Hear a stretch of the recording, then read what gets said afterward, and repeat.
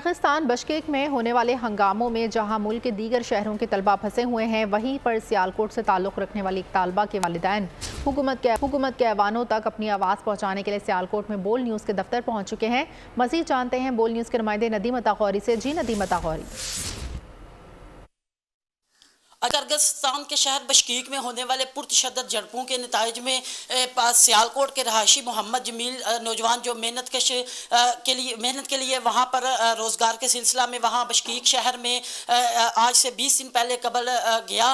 मैं इस वक्त उनके घर पे मौजूद हूँ, मेरे साथ उनके भाई हैं। आइए पूछते हैं उनसे कि वो इन मुश्किलात की लम्हात में क्या कहना चाहते हैं। जी, जैसा कि आपने सुना कि वहाँ मुल्क पाकिस्तान के जितने भी वहाँ ओवरसीज़ में गए हैं तो उनके किसान में तमाम के तमाम तला पर चाहे कमाने के लिए किसी भी काम के लिए उन तमाम पर जुल्म किया जा रहा है। तो मेरी हुकूमत से यह अपील है कि हमारे भाई को जिस तरह पाकिस्तान के जितने भी तलबा जहाँ वहाँ गए हैं किसी भी काम के लिए सब हमारे बच्चे हैं और हमारे मुल्क पाकिस्तान के हैं, तो हुकूमत से अपील की जाती है कि तमाम के तमाम बच्चों को, मेरे भाई को भी, भाई समेत जितने भी वहाँ लोग हैं, उन तमाम के तमाम को पाकिस्तान सेफली पहुँचाया जाए।